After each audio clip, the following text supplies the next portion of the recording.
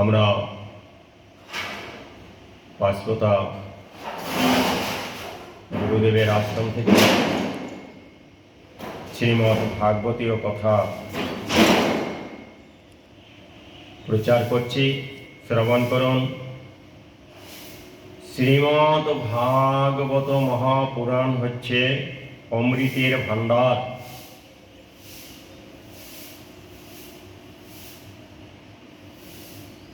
তাই শ্রীমদ্ ভাগবতের মধ্যে উল্লেখ করা আছে,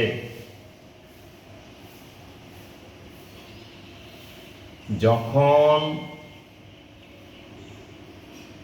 রাজা পরীক্ষিত ব্রহ্মশাপ থেকে মুক্তি পাবেন, তার ব্রহ্মশাপ থেকে মুক্তি প্রদানের জন্য শুকদেব এই জগতে সর্বপ্রথম ভাদ্র মাসের শুক্লপক্ষের নবমী তিথিতে কলিযুগের 30 বছরের কিছুকাল অতীত হলে এই কথা প্রথম ব্যক্ত করেছিলেন। তখন দেবতাগণ এসে শ্রবণ করবেন। তারা মনে মনে ভেবেছিলেন, যখন আমরা সেই অমৃতবাণী শ্রবণ করব, তখন এর প্রতিদান হিসাবে এর যে মান্য, সেই মান্য হিসাবে, সম্মান হিসাবে আমরা ওখানে অমৃতের কলস নিয়ে যাব এবং শুকদেবকে অমৃতের কলস প্রদান করব। আর আমরা ভাগবতীয় অমৃত কথা শ্রবণ করব। শুকদেব পাবেন আমাদের কাছে অমৃতের কলস, অমৃতপূর্ণ কলস, আর আমরা পাব শুকদেবের কাছে শ্রীমদ্ ভাগবত মহাপুরাণের অমৃতময় বাণী। এই উদ্দেশ্য নিয়ে যখন তারা সেই সভায় উপস্থিত হয়েছিলেন, সেখানে সেই অমৃতের কলস রেখে তারা শুকদেবকে বলেছিলেন, আপনি এই অমৃতের কলস গ্রহণ করুন, আর এর পরিবর্তে আমাদিগকে শ্রীমদ্ ভাগবত মহাপুরাণের অমৃতময় বাণী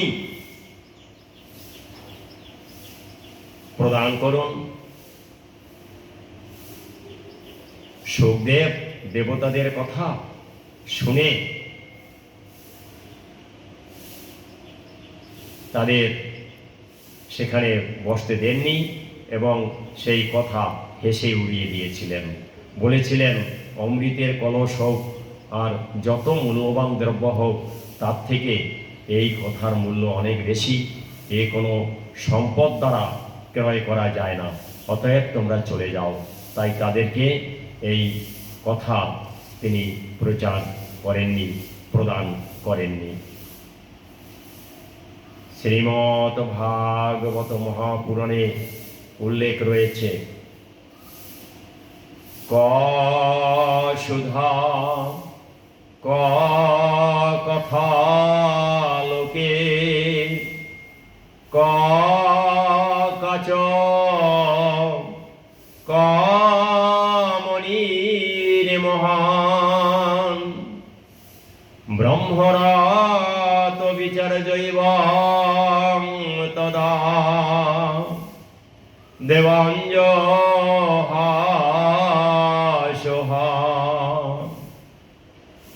শ্লোকটির বাংলা হচ্ছে,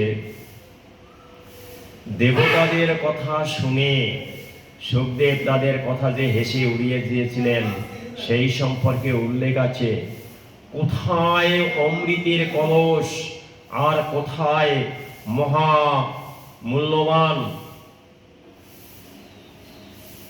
অমৃতময় শ্রীমদ্ ভাগবত মহাপুরাণের বাণী, কোথায় এক টুকরো কাচ আর কোথায় মহামূল্যবান মণি। অতএব এই মণি, এক টুকরো হীরক যেমন কাচের সাথে তুলনীয় নয়, তদ্রূপ শ্রীমদ্ ভাগবত মহাপুরাণের অমৃতময় বাণী, তাও অমৃত কলসের সাথে বিনিময় করা সম্ভব নয়। অতএব তোমরা এখান থেকে চলে যাও। তদা দেবাঞ্জ হাস হ, তাদের কথা শুনে তাদের কথাকে হেসে উড়িয়ে দিয়েছিলেন। ব্রহ্মরাত বিচার জৈবং তদা দেবাঞ্জ হাস হ। তিনি ব্রহ্মজ্ঞ, ব্রহ্মবিদ্যায় পারদর্শী। তিনি সেই অমৃতময় বাণী জগৎকে দিয়েছেন, আমাদের জন্য দিয়েছেন, আমরা পেয়েছি। এই বাণী সেই স্বর্গের দেবতাগণ পায়নি, তারা চলে গিয়েছিল। অতএব এই জগতের মঙ্গলের জন্য, এই মর্তধামের জনগণের মুক্তির জন্য এখানেই এই শ্রীমদ্ ভাগবতীয় মহাবাণী আছে, প্রচার হয়েছে। তাই যতক্ষণ পাঠ চলবে, যতক্ষণ আলোচনা চলবে, ততক্ষণ আপনারা শ্রবণ করবেন, কখনো ছেড়ে যাবেন না, অর্থাৎ কান খোলা রেখে শুনবেন। কেননা এই অমৃতময় বাণী একমাত্র মর্তধামের জন্যই রয়েছে। স্বর্গে নেই, সত্যলোকে নেই, দেবলোকে নেই, ধর্মলোকে নেই, শিবলোকে নেই, ব্রহ্মলোকে নেই, বৈকুণ্ঠেও নেই। তাই তো উল্লেখ আছে, শাস্ত্র বলেছেন, স্বর্গে সত্যে চ কৈলাসে, স্বর্গলোক, সত্যলোক এবং কৈলাস। স্বর্গে সত্যে চ কৈলাসে বৈকুণ্ঠে নাস্ত্যয়ং রস। কোথাও নেই, বৈকুণ্ঠেও নেই, এই রস নেই। বৈকুণ্ঠে নাস্ত্যয়ং রস। অতপিবন্ত সদ্ভাগ্যা, অতএব সদ্ভাগ্যবান শ্রোতৃবৃন্দ পান করুন। অতপিবন্ত সদ্ভাগ্যা মামুঞ্চত করির্চি, আকণ্ঠ পান করুন। যতক্ষণ পাঠ চলবে ততক্ষণ শ্রবণ করুন, সেটাই পান করা, তাই বলা হচ্ছে। আর এই বাণী শ্রবণ করার জন্য সমস্ত মুনি ঋষিগণ নদী, খাল, পাহাড়, পর্বত রূপ ধারণ করে তারা সবাই এসে সেই বাণী শ্রবণ করেছিলেন সেই সভায়। তাই উল্লেখ আছে, কি করেছে, কিভাবে উল্লেখ আছে, শ্রীমদ্ ভাগবত পীযূষপানায় রসলাম্পটা ধাবন্তয়প্পযজো সর্বে প্রথমাং যে চ বৈষ্ণবা। শ্রীমদ্ ভাগবত রসের পিপাসু রসিকগণ শ্রীমদ্ ভাগবত পীযূষপানায় রসলম্পটা, পীযূষ মানে অমৃত, শ্রীমদ্ ভাগবত রস রূপ অমৃত পান করার রসিকগণ শ্রীমদ্ ভাগবত পীযূষপানায় রসলম্পটা ধাবন্তয়প্পযজো সর্বে প্রথমং যে চ বৈষ্ণবা। ধাবন্ত মানে দৌড়াতে দৌড়াতে তারা এসে সেই স্থান দখল করেছিলেন। সবাই এসে বসেছিলেন, একটু সামনে বসতে পারবেন বলে অনেক আগের থেকেই তারা এসে স্থান দখল করে সেখানে বসেছিলেন। তাই বলেছে ধাবন্তয়প্পযজো সর্বে প্রথমং যে চ বৈষ্ণবা, সেই সকল বৈষ্ণবগণ সর্বপ্রথমে আসন দখল করার জন্য, তাদের নির্দিষ্ট আসন গ্রহণ করার জন্য দৌড়াতে দৌড়াতে সেই সভায় এসে উপস্থিত হয়েছিলেন। অতএব এটা মর্তধামের মঙ্গলের জন্য, জনগণের মুক্তির জন্য এখানে ব্যক্ত হয়েছে। তাই এই অমৃতময় বাণী শ্রবণ করুন। শ্রবণ করলে কি হবে? বলছি, শ্রীমদ ভাগবত অমৃত কথা শ্রবণ করলে দেহ পবিত্র হয়, পাপ বিনাশ হয়। মনে করুন ধান বা ছোলা খেতে বুনলে গাছ হবে। শস্য ক্ষেত্রে শস্যের বীজ বুনলে তো গাছ হবেই, কি বলেন? শস্য হবে। কিন্তু সেই ধানকে যদি সিদ্ধ করা হয়, ছোলাকে যদি সিদ্ধ করা হয় বা বালি দিয়ে ভেজে দেওয়া হয়, তাহলে সেই সিদ্ধ ছোলা বা ধান বা সেই ভাজা ছোলা বা ধান খেতে বুনলে গাছ হবে তো? শস্য হবে তো? হবে না। সবাই ভালোভাবে জানেন হবে না। কেন হবে না? কারণ ও বীজ সমূলে নষ্ট হয়ে গেছে, তাই গাছ হবে না, শস্য হবে না।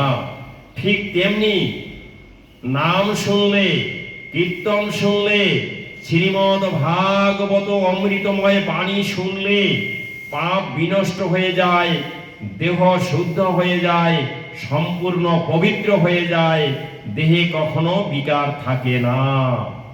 শ্রীমদ ভাগবতের অমৃতময় বাণী প্রচার করেছেন নাম সংকীর্তনং যস্য সর্বপাপ প্রণাশনম।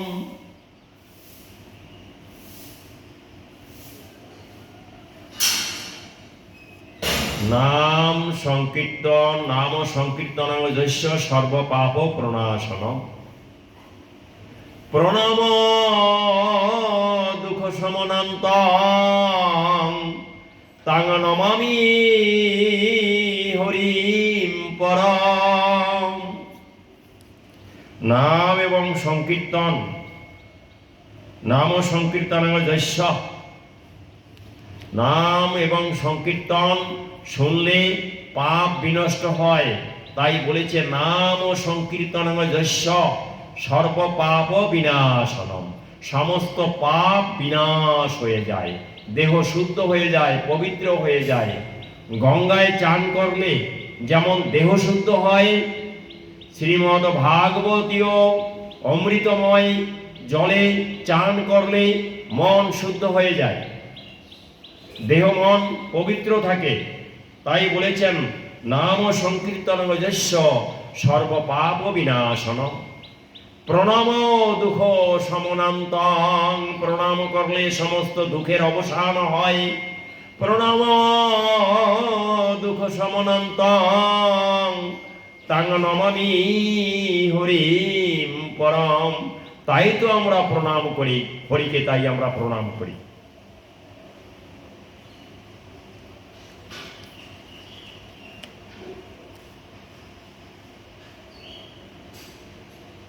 শ্রীমদ ভাগবত মহাপুরাণকে পাঠ করলে পুণ্য হবে, পাপ বিনষ্ট হবে। যারা পাঠ করতে পারবেন না, লেখাপড়া জানেন না, তারা শ্রবণ করবেন। যাদের কান বধির, কানে কালা শ্রবণ শক্তি যাদের নেই, তারা দর্শন করবেন, সভায় আসবেন। যেখানে শ্রীমদ ভাগবত মহাপুরাণ রয়েছে তাকে দেখবেন। যাদের চোখ নেই, অন্ধ, দেখতে পারেন না, তারা স্পর্শ করবেন, হাতে স্পর্শ করবেন।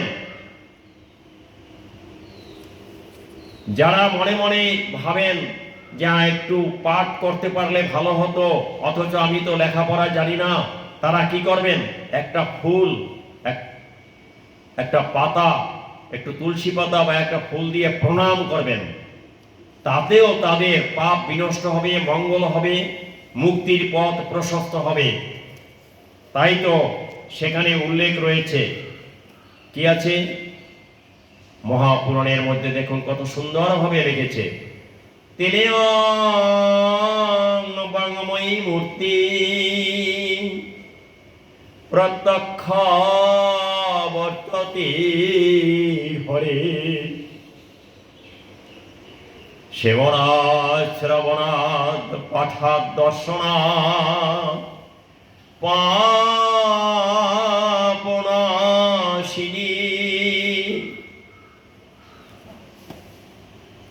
এই শ্রীমদ্ ভাগবত মহাপুরাণ হচ্ছে ভগবান শ্রীকৃষ্ণের বাক্যরূপ দেহ, শব্দময় একটা দেহ। তাই বলেছেন তেনেয়ং বাংময়ী মূর্তি, তার বাক্যরূপ দেহ ভগবান শ্রীকৃষ্ণের শব্দরূপ দেহ, একটা কথারূপ দেহ, বাক্যরূপ দেহ। তেনেয়ং বাংময়ী মূর্তি প্রত্যক্ষা বর্ততে হরে, প্রত্যক্ষ রূপে বর্তমানে এই জগতে শ্রীমদ্ ভাগবত মহাপুরাণ রূপ নিয়ে ভগবান শ্রীকৃষ্ণ এই জগতে বিরাজমান আছেন।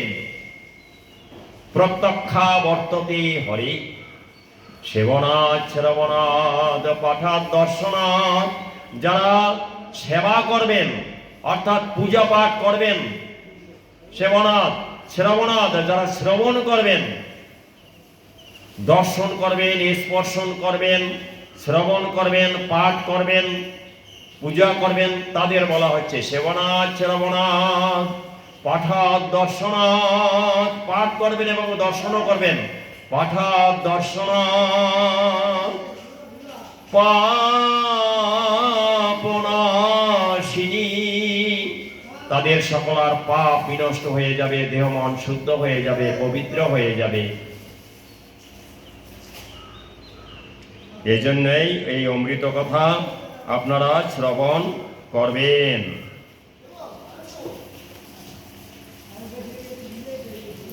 আপনারা শুনেছেন শ্রীমদ্ ভগবত গীতার মধ্যে অর্জুন বারবার প্রশ্ন করেছিলেন এবং কৃষ্ণ তার প্রশ্নের উত্তর দিয়েছিলেন, তাকে সমস্যার থেকে মুক্ত করেছিলেন।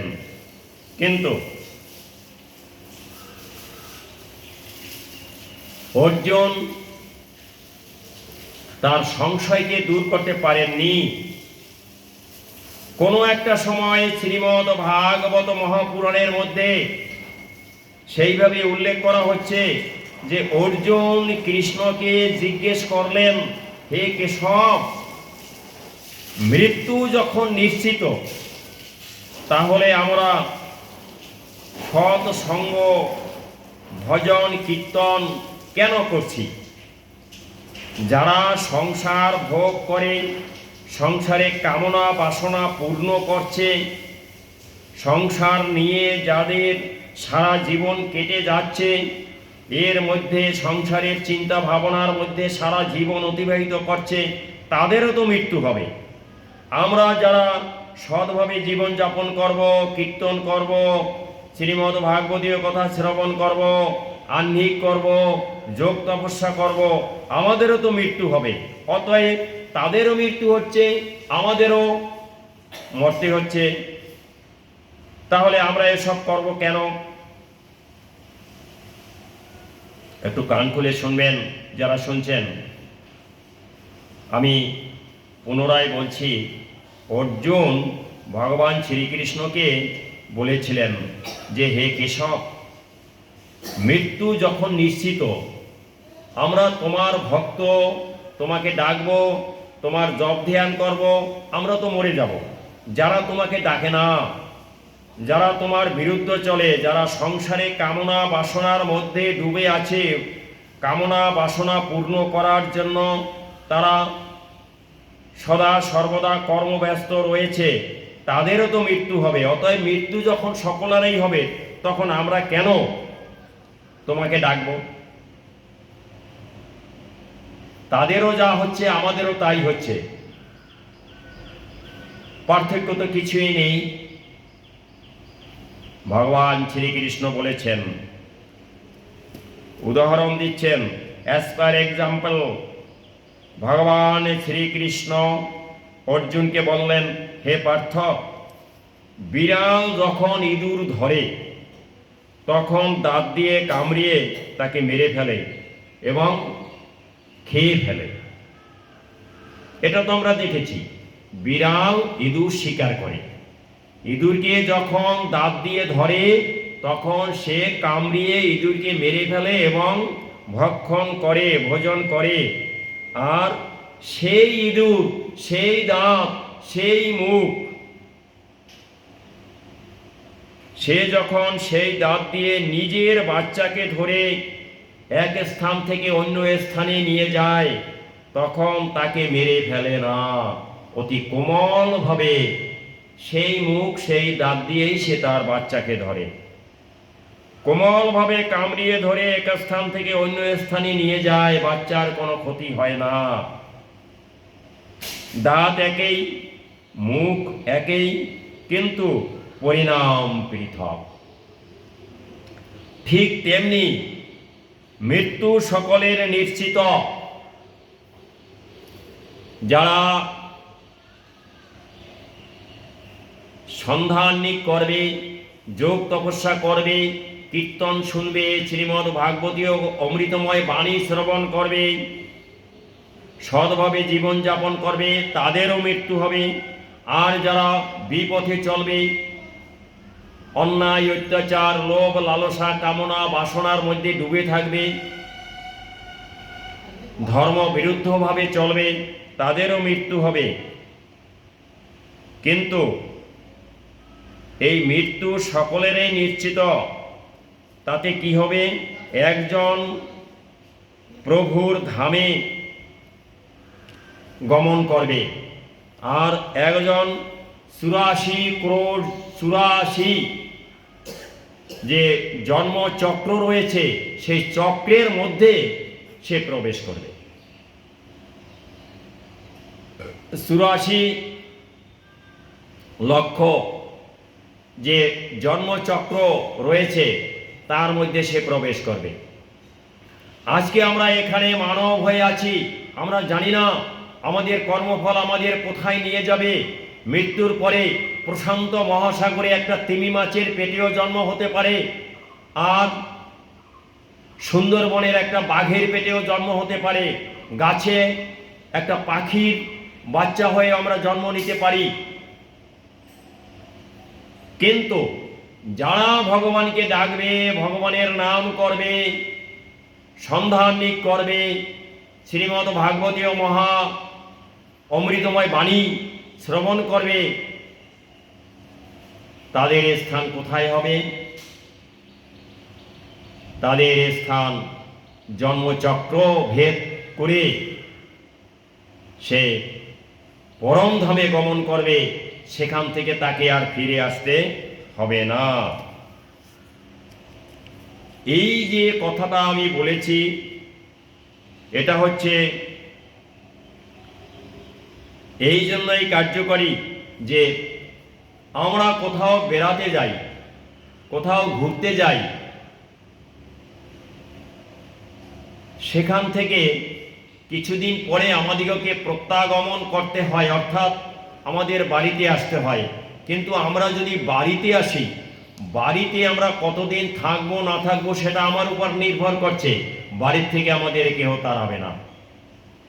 মনে করুন পাসপোর্ট ভিসা করে আপনি ভারতের নাগরিক হয়ে আপনি অন্য দেশে চলে গেলেন। যখন এই ভিসার মেয়াদ শেষ হয়ে যাবে, সেই দেশ থেকে আপনাকে আবার দেশে আসতে হবে।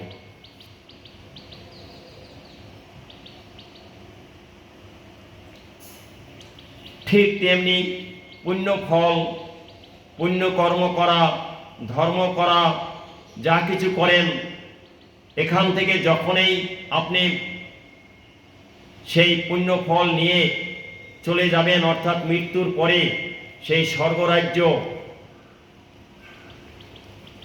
ব্রহ্মলোক, দেবলোক, ইন্দ্রলোক, ধর্মলোক, শিবলোক, সমস্ত লোকে আপনি ভ্রমণ করতে পারবেন, যাবেন। কিন্তু সেখান থেকেও আপনাকে ফিরে আসতে হবে। যখন পুণ্য শেষ হয়ে যাবে, ফিরে আসতে হবে। ওই পাসপোর্ট করার মতন, যেমন ভিসা শেষ হয়ে গেলে ফিরে আসতে হয়, তেমনি ফিরে আসতে হবে। শ্রীমদ্ ভগবত গীতার মধ্যে বলেছে, জানতি দেবব্রতা দেবান পিতৃন জানতি পিতৃব্রতা ভূতানি জানতি ভূতেজ্জা জানতি মজ্জাজিন অভিমান। কত সুন্দর কথা বলেছে। জানতি দেবব্রতা দেবান, যারা দেবতার উপাসনা করে তারা দেবলোক প্রাপ্ত হবে, কিন্তু সেখান থেকে তাকে পুনরায় প্রত্যাবর্তন করতে হবে, আবার চলে আসতে হবে এই মর্তধামে। জানতি দেবব্রতা দেবান পিতৃন জানতি পিতৃব্রতা, যারা পিতৃতর্পণ করেন তারা পিতৃলোক প্রাপ্ত হবেন, কিন্তু সেখান থেকেও তাদের প্রত্যাবর্তন অবশ্যম্ভাবী হবেই হবে। পিতৃন জানতি পিতৃব্রতা ভূতানি জানতি ভূতেজ্জা, যারা ভূতগণের উপাসনা করেন তারা ভূতলোক প্রাপ্ত হবেন, কিন্তু সেখান থেকেও তাদের প্রত্যাগমন অবশ্যম্ভাবী আসতেই হবে। ভূতানি জানতি ভূতেজ্জা জানতি মজ্জাজিন অপি মাম, কিন্তু যারা আমাকে প্রাপ্ত হবেন, আমাকে ডাকবেন, আমার উপাসনা করবেন, পরব্রহ্ম ভগবান শ্রীকৃষ্ণ নারায়ণ তার মুখের বাণী কি বলেছে? জানতি মজ্জাজিন অপি মাম, আমার লোক থেকে তাদের আর ফিরে আসতে হবে না, কারণ তারা নিজের বাড়িতে এসে পৌঁছে গেছে, সেখান থেকে কেউ তাদের তাড়াবে না। কথাটা আরো সুন্দরভাবে উল্লেখ করা যায় যে এই পৃথিবী থেকে যত লোক আছে সমস্ত লোক থেকে এই জগতে পুনরায় প্রত্যাবর্তন অবশ্যম্ভাবী, কিন্তু যারা আমাকে প্রাপ্ত হবে, আমাকে পাবে, তাদের আর প্রত্যাবর্তন হবে না। একমাত্র আমিই তাদেরকে মুক্তি প্রদান করি, তাদেরকে মোক্ষ প্রদান করি, তাদেরকে নির্বাণ প্রদান করে থাকি। তাই কত সুন্দরভাবে বলেছেন, ব্রহ্ম ভুবনাং লোকা পুনরাবর্তিন।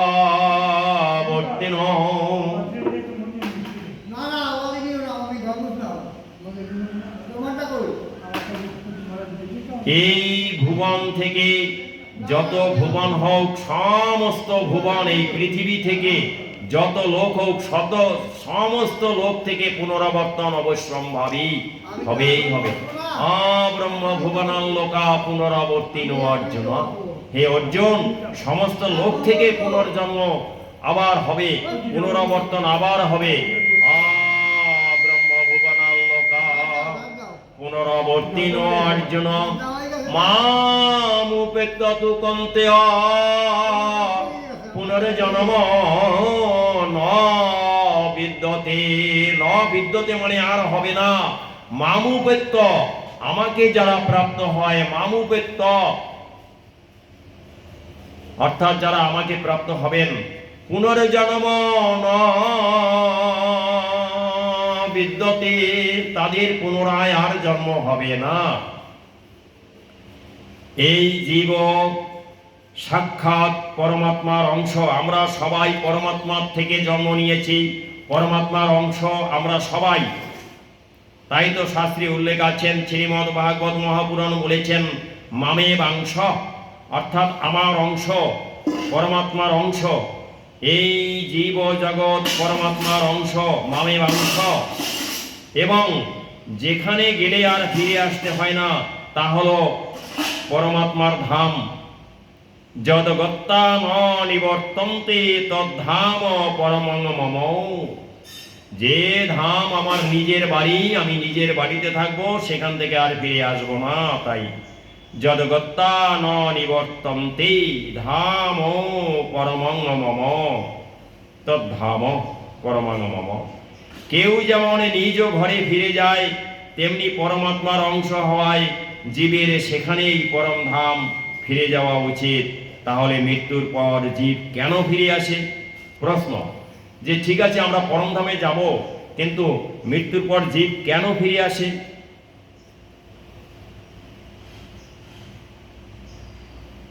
ফিরে আসার কারণ হলো জীব ঘর সংসার সম্পত্তি অর্থ ইত্যাদি বস্তুতে যখন মমতায় জড়িয়ে পড়ে।